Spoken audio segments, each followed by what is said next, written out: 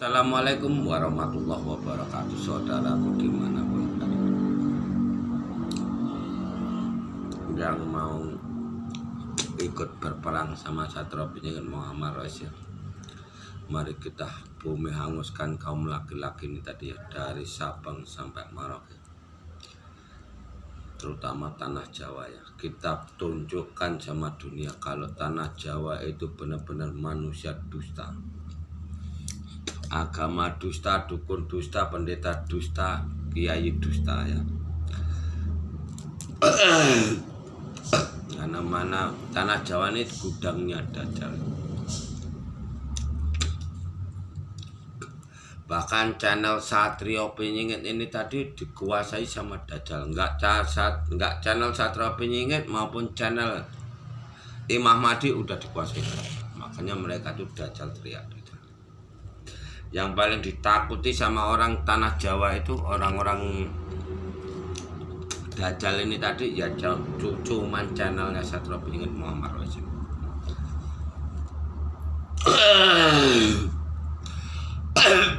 Karena Dajjal itu yang ya ada di sekeliling kita, bisa di sekeliling kita ini, bisa maksudnya di tubuh kawan-kawan kita itu. Manusia yang dirasuki Dajjal itu hanya mulutnya doang baik, tapi dia tetap jahat. Tetap dia jahat, nggak mau berbuat baik. Otaknya hanya uang, seperti itu. Jadi ilmu yang dibuat pasang susuk, kayak pengasian, itu Dajjal semua. Ada yang kalau orang Jawa bilang ini endang, iblis, duhon, Dajjal, ini satu makhluk ini. Ini yang menyesatkan umat manusia, dia ada di dalam tubuh manusia. Ini yang paling berbahaya.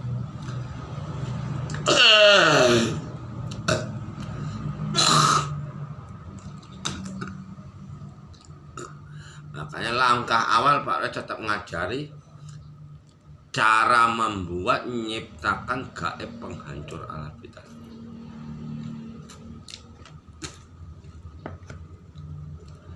Jadi ini yang pertama, itu cara. Yang kedua nanti baru kita tembak langsung kalau memang orang itu kira-kira membahayakan, lalu kita tembak. Makanya dibilang sama Satrio Piningit Muhammad Rasul, derajat SP itu nomor 2 dari Allah. Seluruh makhluk ini tadi derajatnya SP ini nomor 2 dari Gusti Allah. Karena Gusti Allah kita itu bumi sama langit. Kitabnya yang diemban sama Satrio Piningit laki-laki ya, Gusti Allah, Satrio Piningit, dewa manusia. Makanya manusia ini manusia yang paling rapuh. Dia cuma minta bantuan sama iblis atau Dajjal. Allah kita siapa? Bumi sama angin, jadulur papat, 5 pancar, 6 raga, 7 sukma. Berarti Allah kita tuh bumi sama angin, 6 raga, 7 sukma. Ini Allah kita. Surga ada di telapak kaki ibu-ibu. Makanya dibilang sama Pak Ros kan berkali-kali, segala channel Satrio Piningit itu mengarah sama Dajjal.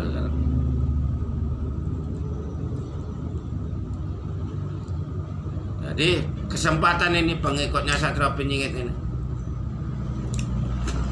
dari manapun berada, dari segala penjuru manapun, kesempatan kita ciptakan gaib penghancur alam kita. Kenapa kok seperti itu? Karena kita buat satu wanita bisa membunuh ribuan laki-laki.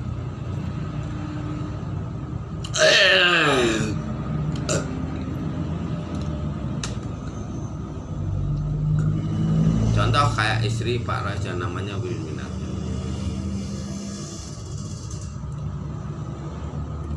akan membunuh jutaan bahkan ribuan ini.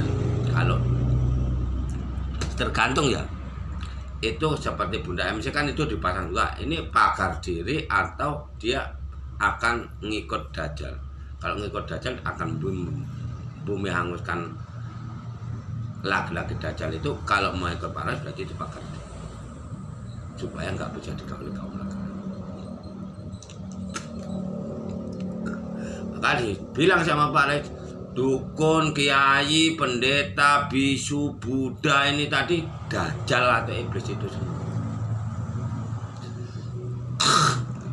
Makanya penyakit umat manusia ini ada 3. Penyakit apa? Penyakit raga, penyakit sukma, penyakit karma. Penyakit raga ini tadi kalau enggak penyakit raga orang kena parang, orang apa ya?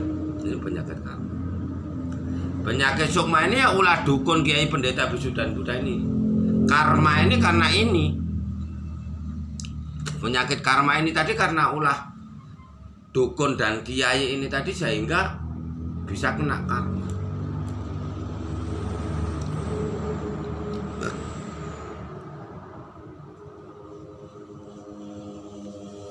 Makanya kita kurangi dulu preman-preman ini yang membuat ulah kejahatan dari Sabang sampai Merauke ini tadi ya dukun dan kiai ini tadi. Dia ngajari dia nggak mau kerja, akhirnya dia makan.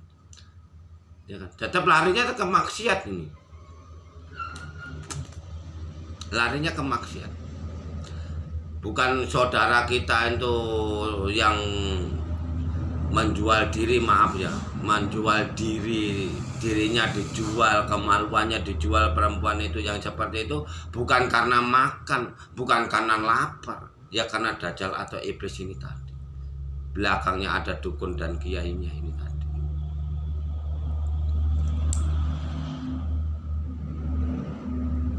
Makanya pertempuran ini tadi sampai terus.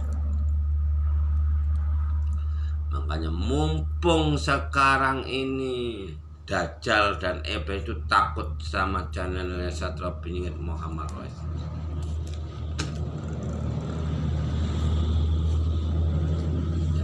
Jadi ini kesempatan buat kita untuk meratakan mereka. Jadi kalau udah kita ciptakan gaib penghancur alat vital, barulah kala bendu nanti minggat. Kalau habaib Islam khilafah, dukun cabul, kiai cabul, pendeta cabul ini habis, barulah kala bendu minggat. Semua itu cabul. Seandainya kita jebak sama Wiwin, dia nggak kena, pasti makan yang lain nanti. Seperti itu. Cara buatnya gampang kok, tapi kalau bisa tuh puasa pati geni 3 hari 3 malam di akhirnya Jumat Kliwon. Karena musuh kita ini gaib, menyusup ke dalam tubuh manusia kan gaib.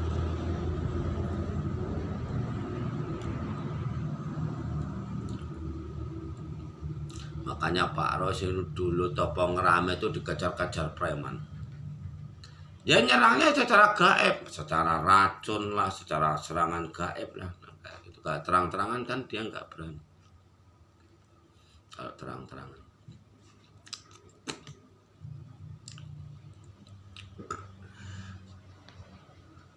Makanya Pak Rois atau Satria Penyihir itu akan nancapkan Trisula Weda di Ibu Pertiwi ini kan seperti, tapi ya dibalik. Ya saya nggak tahu, bisa sekarang, bisa di kehidupan Pak Rois yang sekarang, bisa di kehidupan yang berikutnya. Kita lihat. Tapi bukan berarti kita harus diam.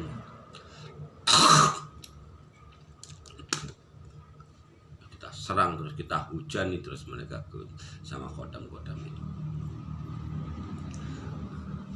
Sekarang yang orang-orang berilmu tinggi biar tak undang sama aku untuk ngobati Wiwin Winarti. Mengarah umatnya Pak Rois yang lain serang perempuan yang lain. Jadi Pak Rois enggak hanya membuat sama Wiwin Winarti, bukan hanya membuat satu wanita. Banyak wanita yang Pak Rois ciptakan, bukan hanya Wiwin Winarti. Wiwin Winarti itu untuk mengecok, untuk nyerang orang-orang berilmu yang di tanah Jawa yang merasa berilmu, yang keluar-keluar mau pengobatan itu. Orang-orang IKN itu sebenarnya udah kontak telepon sama Wiwin, bahkan Aryo aja udah hampir tewas. Aryo bisa-bisa tewas nanti. Makanya orang IKN itu tadi manusia munafik semua, termasuk yang punya channel IKN itu. Tapi kalau yang punya channel ini kan dia kena terpengaruh kekuatan gaibnya Harjito. Mari kita pantau yang namanya Wiwin Winarti, kita pantau channel IKN, kita pantau channel Satria Pinggit yang mana dimanapun dia berada, yang kira-kira melenceng langsung tembak. Suatu saat kita tembak langsung. Ya, kita hadapkan sama Allah. Karena di mata Allah derajat umat manusia itu tetap sama, nggak ada beda. Tidak kecuali derajatnya Satria Pinggit.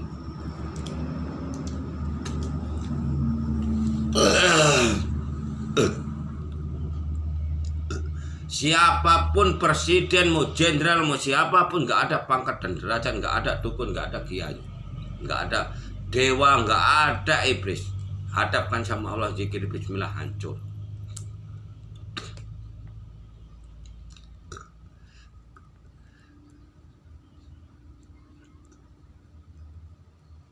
Jadi umatnya Satria Pinggit jangan punya rasa belas kasihan, jangan merasa takut membunuh sebelum mereka merajalela. Ya. Kayak semalam Pak Rois bertekad di channelnya siapa? Channelnya dilawan Pak Rois. Katanya agama Islam penuh welas asih. Welas asih apaan? Sedangkan yang bertekad sama Pak Rois saja gudangnya maksiat, malah gembongnya narkoba. Bertanggung jawab enggak yang punya channel, yang siapa Satria di antara itu? Karena dia mengadu. Seharusnya kelompok ini begini, kelompok ini begini. Ajaran apa dia? Mau nyerang kita sih dipersilakan. Kita nyerang dia juga harus wajib. Karena apa? Kita harus perangi. Enggak diperangi ya PKI akan berdiri nanti di negara Indonesia ini. Kenapa kok seperti zaman Soeharto dulu aja PKI dihancurkan?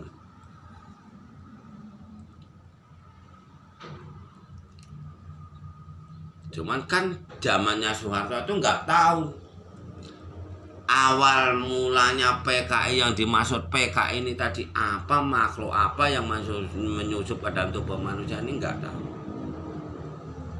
Makanya perangnya dulu itu perang mandi darah. Kalau zaman sekarang perangnya perang doa, kayak zikir tirakat itu kan doa. Jadi yang paling hebat peperangan ini tadi Allah Maha Pengasih. Allah kita ibu bumi bopo angkoso sing wasiro kecil. Yang berani zikir bismillah itu yang akan bertahan hidup di negeri ini. Yang nggak berani dijamin sama Satria Pinggit Muharris, cepat atau lambat, bisa tahun ini, tahun depan, anak cucu kalian akan habis mati semua. Masalah ini perang akhir zaman. Makanya Pak Aris bilang perang akhir zaman ini bukan lelucon, bukan candaan. Mau nggak mau, terima nggak terima, wajib dimusnahkan. Namanya perang. Nggak berani perang ya tinggal nunggu aja. Karena yang akan habis itu bukan kalian sendiri, anak cucumu akan habis, akan mati nanti. Makanya Pak Rois, Satria Pinggit Muhammad Rois berani mengatakan kalau yang akan hidup di negeri ini hanya 25% dari sekarang. Seluruh bumi ini umat manusia itu akan hidup hanya 25% dari sekarang. Yang lain mati. Tinggal mana yang akan terjadi? Terjadi ela-elo atau terjadi zaman emas? Apa akan terjadi perang akhir zaman? Kalau zaman ela-elo berarti perang akhir zamannya nanti di kehidupan Pak Rois yang berikutnya saya belum tidak habis.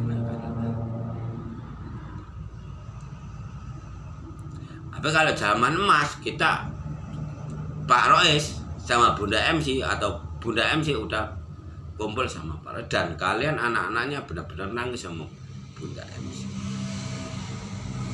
Tak pertolongan Bunda MC. Baru kalian bisa. Kalau enggak ya nggak bisa. Kenapa seperti itu? Karena kitab awal akhirnya harus seperti itu. Kalau Pak Roy suruh merengek sama Bunda MC, suruh Israel mendekat sama Bunda MC, suruh merayu sama Bunda MC, nggak ada jalan. Kitab awal akhirnya nggak ada. Harus Nabi Adam, Siti Hawa itu pulang sama Adam. Kalau nggak pulang sama Adam, tandanya apa? Perempuan itu masih dikuasai iblis atau dajjal. Makanya Sadrah ini wajib menembak doa. Kayak Bunda Wininarti ini kalau nggak diserang doa terus, ya kan kirim doa terus, dia akan keasikan laki-laki ini kayak Aryo, kelompok-kelompok mereka itu keasikan.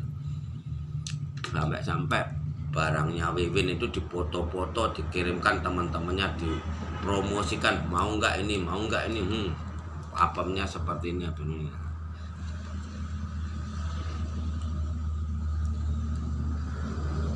Jadi akhirnya nanti kawannya ini, nanti akhirnya satu persatu habis.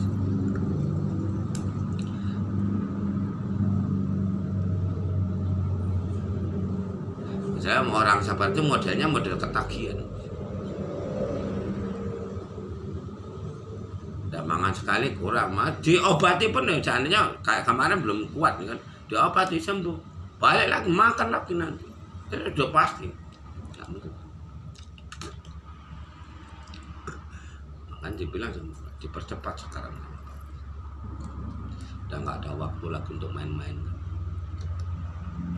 Hanya untuk sementara ini Pak Roy tinggalkan dunia, cukup fokus menghadap sama ibu bapak Pak Roy, sambil nyari apa itu, nyari perempuan yang lain yang mau dijadikan korban, yang mau dijadikan istri, terus habis itu untuk ngecoh ke laki-laki dajjal seperti itu, sampai benar-benar kalam bendung wes mingar. Assalamualaikum warahmatullahi wabarakatuh.